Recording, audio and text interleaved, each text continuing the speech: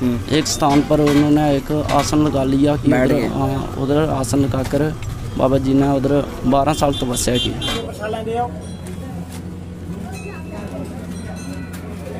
उन्होंने क्या किया, बाबा शिव जी से दुश्मनी डाली। उन्होंने कहा कि इनको ख़त्म करना है। अच्छा, उनको क्या पता था कि ये गुरु गोरखनाथ का अवतार है।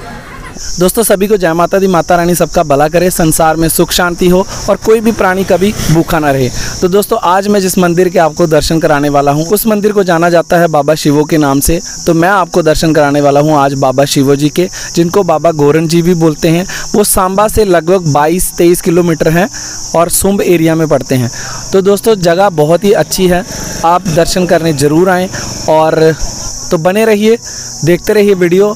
और अब हम आपको दर्शन कराने जा रहे हैं और कुछ रास्ता भी दिखाते हैं कि रास्ता कैसे है। तो चलिए हमारे साथ। दोस्तों जय बाबा शिवो जी की, बाबा शिवो जी की जय। तो दोस्तों ये कुछ रास्ता है उस तरफ जाने का, जो सांबा से लगभग 22 से 23 किलोमीटर दूर है। और 7 किलोमीटर उसमें ऐसा रास्ता है जो बिल्कुल कच्चा है, जो इस तरह से टूटा फूटा है।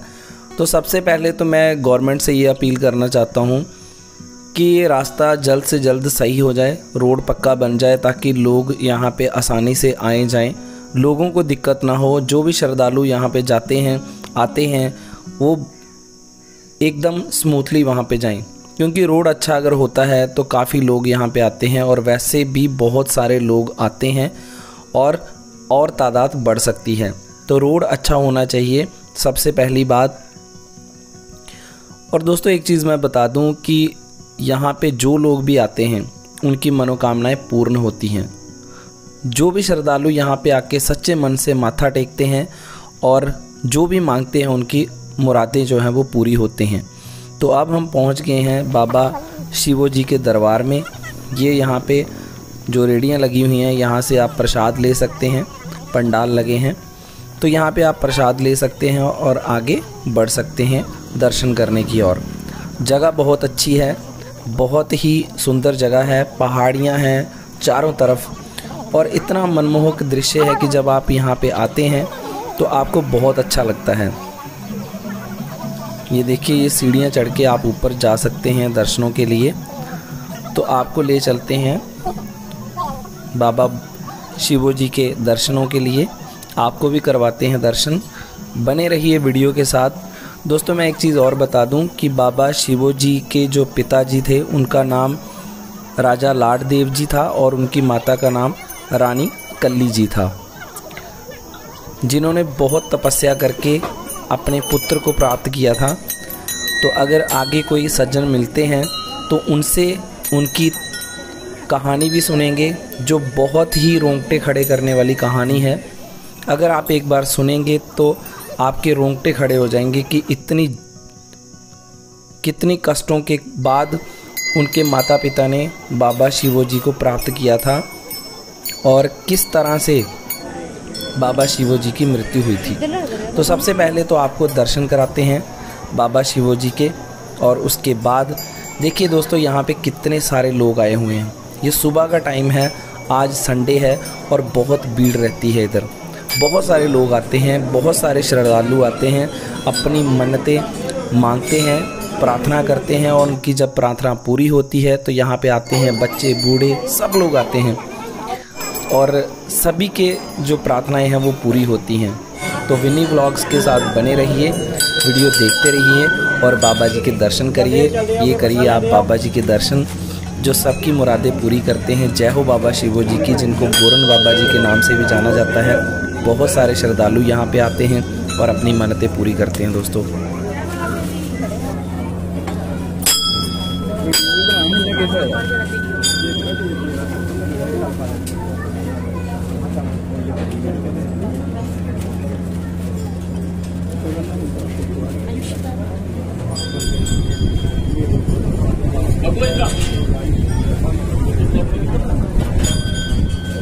चल दे जाओ, चल दे जाओ।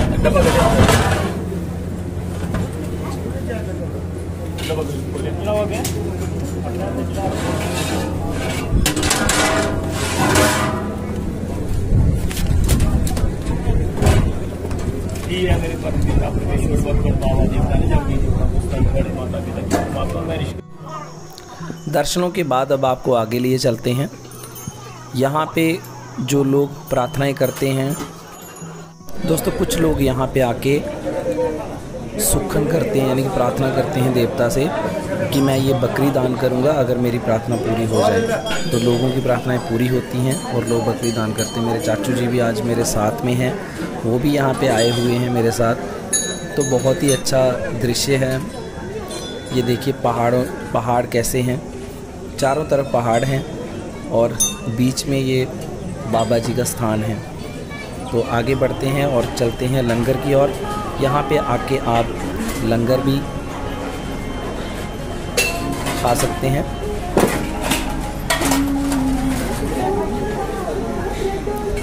लंगर सेवा यहाँ पे रोज़ चलती है। दोस्तों 19 जून को रविवार के दिन यहाँ पे मेला है। आप लोग सभी आएँ और यहाँ पे देखें कि किस तरह से मेला लगता है और बाबा जी के दर्शन करें। ये देख सकते हैं आप किस तरह से लोग सेवा कर रहे हैं।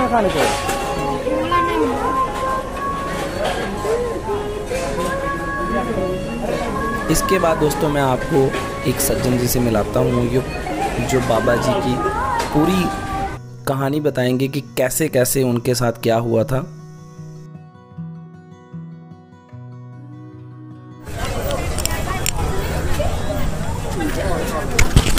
तो दोस्तों यहाँ पे एक प्रसाद वाले भैया हैं, उनसे मिलते हैं, उनसे पूछते हैं कि ये मंदिर कब का बना हुआ है और वो कब से यहाँ पे हैं। हेलो भाई साहब, कैसे हैं आप? ठीक है भैया।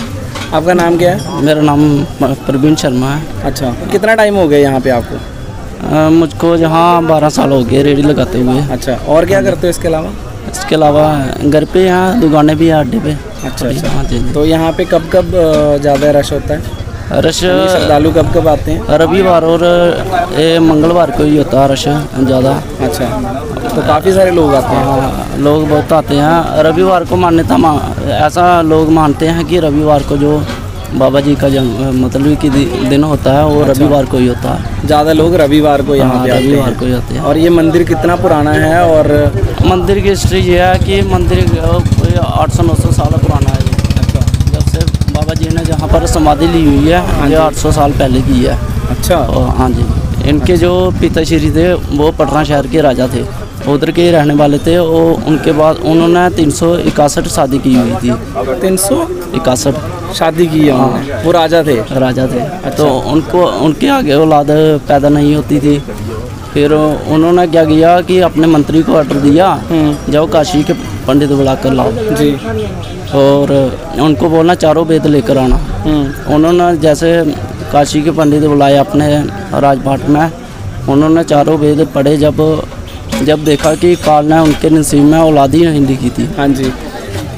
ऐसा क्या हुआ कि पंडितों जी ने एक सुझाव दिया कि अगर आप राजपाट त्यागोगे तो मतलब राजपाट त्याग कर आप सन्यासी बन जाओगे तो औलाद पैदा हो जाएगी जी। ठीक है।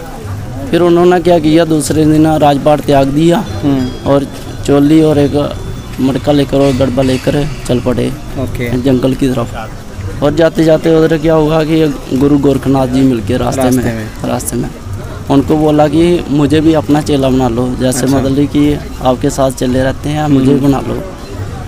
उन्होंने कहा कि चेला बनना बहुत औखा है, मुश्किल है कि घर घर में भिक्षा मांगकर एक टाइम खाना पड़ता है जी। बहुत मुश्किल ज़िंदगी गुजारनी पड़ती है चेलों में।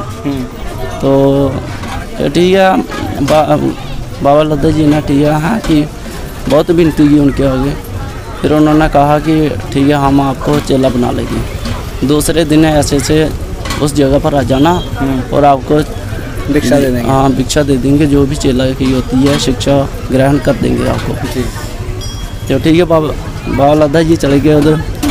तो दूसरे दिन मुंद्रा कानों में डाल दी जी और पगड़ी लगा दी, एक चोली और एक धोती लगा दी उनको कि जाओ आप जो भी करना आपको ही करना है। उधर से चल पड़े बाबा लद्दा जी और आगे भिक्षा ले ली उनसे, भिक्षा ले ली। हाँ, भिक्षा लेकर आगे इधर सोडमो नगरी में एक स्थान पर उन्होंने एक आसन लगा लिया कि उधर आसन लगा कर बाबा जी ने उधर 12 साल तपस्या की। एक टाइम भिक्षा मांग कर खाते थे और 12 साल जब बीते कि फल ही कोई नहीं मिला उनको, तो फिर उधर से वापस आ गए इधर समोठा नगरी में नीचे। हाँ यहाँ नीचे कितनी दूर है वो? इधर से कोई 4 किलोमीटर होगा। अच्छा, अगर वहाँ पे रोड से जाना होगा तो। अच्छा, अगर पहाड़ी चढ़कर जाना हो तो आधा घंटा लगता है। अच्छा अच्छा। है भी थोड़ी दूर है, कोई 700-800 मीटर। वहाँ पे भी मंदिर है कि? हाँ इनके पिताश्री का मंदिर है उधर। अच्छा अच्छा। हाँ जी। तो फिर उधर माता जो उनके साथ माता आई थी कल ही, उन्होंने मतलब कि कहा कि आपने झूठे गुरुओं की सेवा की, आपको कोई फल नहीं मिला। तो उन्होंने क्या किया कि लोहार को कहा कि मुझे 9 गज का त्रिशूल चाहिए। अच्छा। हाँ, तो 9 गज का लोहार ने त्रिशूल बनाकर दे दिया उनको। फिर वो गाड़ दिया ज़मीन में। मंगलवार के दिन उस त्रिशूल के ऊपर चढ़कर माता 12.5 साल तपस्या की। माता जब 12.5 साल बीते तो पूरी पृथ्वी कांप उठी। तो उधर फिर गुरु गोरखनाथ ने अपने चेलों से कहा कि ऐसी कौन सी आफत आ गई भला कि अंतर्ध्यान लगाओ कि ऐसा क्या हो गया कि अब पूरी पृथ्वी कांप उठी।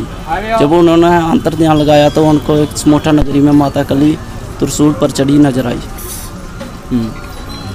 फिर ठीक है, फिर गुरु गोरखनाथ के चेले जो थे, गुरु गोरखनाथ उधर से आकर इधर समोठा नगरी में दूना लगा दिया। अच्छा। हाँ पूरे गांव, हाँ दूना लगा दिया। वो जब दूना लगाते तो आसमान में ऐसा लगता था बादल गरज रहे हैं। तो समोठा नगरी के जितने भी लोग उधर रहते थे वो सारे आ गए उधर देखने के लिए ऐसा क्या हो गया। जब देखा कि गुरु गोरखनाथ आ गए, उन्होंने माता कली को जाकर बताया कि आपके दरबार में गुरु गोरखनाथ पधार चुके हैं जी। तो फिर माता कली उधर त्रिशूल से नीचे उतरी और एक मल्ली बड़ा सा बर्तन लिया, उसमें सोना चांदी हीरे मोती जो भी थे दक्षिणा देने के लिए चल पड़ी माता कली। और जल माता कली ने वो भिक्षा उधर दी गुरु गोरखनाथ जी को। तो उन्होंने पूरी हिस्ट्री बताई जो जो बीता था। पहले जमाने से बुढ़ापे में आगे पुत्र नहीं, औलाद नहीं पैदा हुई। बिल्कुल। तो फिर उन्होंने गुरु गोरखनाथ ने अपनी चोली से विभूति निकाल कर दी कि कल सुबह खा लेना, तो औलाद 9 माह के बाद आपके घर में मेरा ही अवतार होगा। तो ऐसे एक एक दिन माता कली गिनती थी। तो फिर 9 महीने बीत चुके। जब बाबा शिव जी का जन्म समोठा नगरी में हुआ तो पूरी समोठा नगरी झूम उठी खुशियों से कि एक भगवान का अवतार आ चुका है इस पृथ्वी लोक पर। तो ऐसे ऐसे समय बीतता गया। थोड़ा बाबा शिव जी 3-4 साल के हो गए। फिर जिद करने लगे कि मैंने नौकरी करनी है राजा के आगे। उस वक्त मल्लदेव का राज पाटता है इधर जम्मू में, हरि सिंह से पहले। अच्छा। तो फिर बाबा जी शिव जी ने उधर नौकरी की, थोड़ी चेरी की पर की जरूर उधर की। तो उधर एक जंगल से शेर निकल कर आ गया। तो लोगों को मारने लगा वो। तो फिर क्या हुआ कि राजा ने एक मतलब शर्त रख दी कि जो भी शेर को मारेगा मैं मुँह मांगकर नाम दे दूँ, जो भी कोई मांगेगा मैं दे दूँगा। बिल्कुल। तो बाबा शिव ने सोचा, एक सोच लगाई कि भला जो कोई एक राजा का ही पुत्र काम कर सकता है, कोई आम आदमी तो नहीं कर सकता। फिर उन्होंने दूसरे दिन माता पिता श्री से आज्ञा लेकर अपना दरगारा लेकर, मतलब पिता श्री ने भी आज्ञा दे दी, माता श्री ने भी दे दी, जाओ पुत्र जो करना चाहते हो कर लो। बिल्कुल। तो जाते जाते शेर से ही हमला हो गया रास्ते में ही। तो शेर ने पहला हमला बाबा शिव जी पर किया बच के, दूसरा भी किया बच के, तीसरा जैसे ही करते थे तलवार की मारी गर्दन काट दी और राजा की मंडी में रख दी। तो राजा ने बोला ये ऐसा बहादुरी का काम किसने किया। तो राजा सभी उधर राजे जो भी थे लोग कहने लगे मैंने किया, सब झूठ मारने लगे।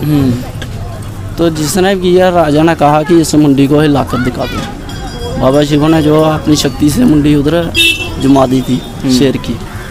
तो फिर उधर दूसरे दिन राजाओं ने मुंडी उठाने की बहुत कोशिश की। हाँ, पर उठाई किसी से नहीं पाई।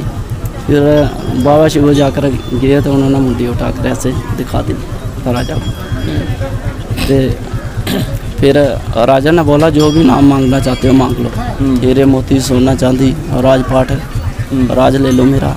बाबा शिव ने कहा नहीं, बाबा शिव नहीं गए, बाबा शिव ने चाहिए। उन्होंने कहा, बाबा शिव जी ने कहा कि मुझे चाहिए तो गवर्नर नगरी में मुझे 7 कुमां ज़मीन दे दो, 7 एकड़।